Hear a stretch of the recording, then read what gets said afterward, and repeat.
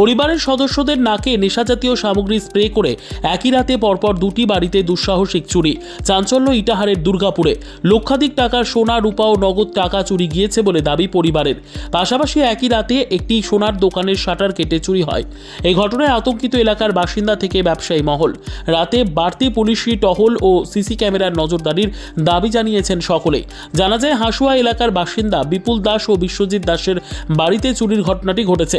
বিপুল পেশায় বীমা সংস্থার এজেন্ট এবং বিশ্বজিৎ পেশায় বেসরকারি সংস্থার কর্মী। এদিন দুটি পরিবারের সদস্যরা নিত্যদিনের মতো রাতে ঘুমিয়ে পড়েন। শনিবার সকালে উঠে বিপুল দেখতে পান তাদের শোবার ঘরের আলমারির খোলা। জিনিসপত্র সব লণ্ডভণ্ড হয়ে পড়ে আছে।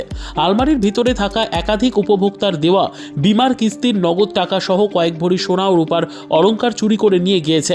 পরিবারের দাবি, ছাদের গেট খোলা ছিল এবং ছাদে যাবতীয় অলংকারের প্যাকেট পড়ে থাকতে দেখেন বিপুল। পাশাপাশি বিশ্বজিতের বাড়ির ভেতরে ঢুকে আলমারি থেকে সোনা ও রূপার অলংকার এবং নগদ টাকা চুরি করে নিয়ে গিয়েছে দুষ্কৃতীরা। তবে এলাকায় রাতে একটি নাম সংকীর্তনের অনুষ্ঠান চলছিল, ফলে রাতভর অনেকে মানুষের আনাগোনা ছিল রাস্তায়। দুটি বাড়ির সদস্যরা ঘরেই ঘুমিয়েছিলেন। একই রাতে দুর্গাপুর হাটখোলা এলাকায় সঞ্জীব রায়ের সোনার দোকানের শাটার ভেঙে চুরির ঘটনা ঘটে। সেখান থেকেও সোনার অলংকার চুরি হয়েছে।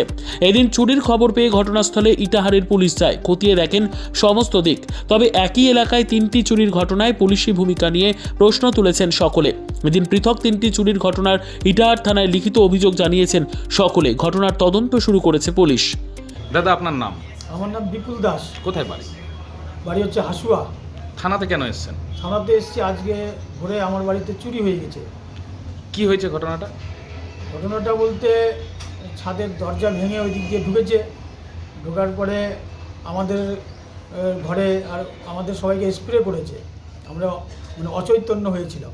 আমার পাশেই যে শোকেস, এই শোকেস থেকে, লকার থেকে আমার যে নগদ টাকা, আমি তো এসে এজেন্ট, আমার নগদ টাকা আর আমার বইয়ের, আমার মায়ের, আমার বেটির যা সোনার এবং রূপার যে অলংকার, এগুলো সব কিছু নিয়ে আর চলে গেছে। উপরে ছাদে গিয়ে যখন দেখি আমাদের সব ব্যাগপত্র পড়ে আছে, যেগুলোতে সোনা রাখা থাকে আর কি, তাতে বুঝি যে আমার বাড়িতে চুরি হয়েছে। সব আমরা নিয়ে চলে গেছি। আমরা সর্বশান্ত হয়ে গেছি।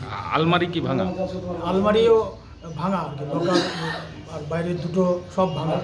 ঘটনা ঘটছিল এখানে কালকে রাত্রেবেলা পাশাপাশি দুটো বিল্ডিং এ, এই বাড়ি আর ওই বাড়ি, এই দুই বাড়িতেই চুরি হয়েছে। রাত্রেবেলা সারা রাত ধরে আমাদের এখানে কীর্তন চলছিল, তো আওয়াজও বেশ ভালো ছিল। তো সেই কারণে গ্রামের লোক বলছে, যারা বাড়ির মালিক তারা বলছে যে তারা কোনো কিছু কোনো রকম টেরই পায়নি এবং বাড়ি থেকে সমস্ত কিছু চুরি হয়ে গেছে। তাতে বিপুল কাকুর বাড়ি এবং এদিকে বিপ্লবদার বাড়িতে সবকিছু সোনা গয়না যা যা ছিল, অর্থ যা ছিল সব নিয়ে গেছে এবং আলমারির লকার ভেঙে, তাও কিচ্ছু ওরা টের পায়নি।